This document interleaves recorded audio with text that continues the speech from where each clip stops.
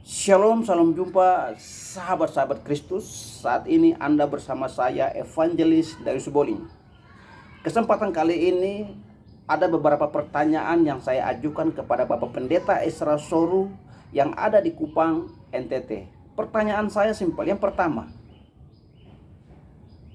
tunjukkan dasar Alkitabiah yang secara jelas pengajaran mengenai baptisan bayi. Karena belakangan ini saya melihat di media sosial ada perdebatan yang cukup sengit mengenai pengajaran Pendeta Philip Mantopa tentang baptisan selam waktu KKR di lapangan Polda NTT. Karena itu pertanyaan saya adalah, tunjukkan dasar Alkitabiah yang jelas mengenai baptisan anak kecil. Dan yang kedua, dari mana pengajaran tentang baptisan itu? Sedangkan di dalam praktek pelayanan Yohanes Pembaptis, Yesus bahkan para rasul tidak pernah satu ayat pun yang berbicara tentang baptisan anak kecil.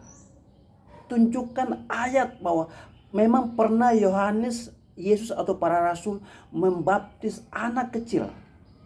Dan yang ketiga, setahu saya syarat untuk dibaptis, seseorang itu harus bertobat, percaya, kemudian dibaptis. Setelah itu baru dia mengikuti pengajaran-pengajaran tentang iman Kristen.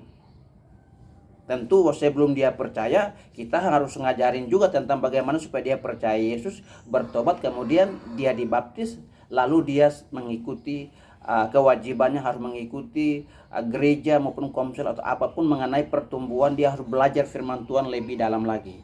Nah, bagaimana cara kita mengajari anak kecil untuk percaya dan bertobat supaya bisa dibaptis? Karena syarat untuk dibaptis harus percaya dan bertobat. Lalu bagaimana kita bisa ngajarin anak kecil untuk percaya dan bertobat? Ini pertanyaan yang Bapak Pendeta harus jawab dengan dasar yang Alkitabiah, atau dasar-dasar dari Alkitab yang memang benar bahwa pengajaran tentang baptisan anak kecil itu ada dan pernah dibaptis anak kecil dalam pelayanan Yohanes Pembaptis, Yesus bahkan para rasul. Inilah pertanyaan saya, dan saya Darius Boling saat ini ada di Pulau Jawa. Terima kasih, Tuhan Yesus berkati.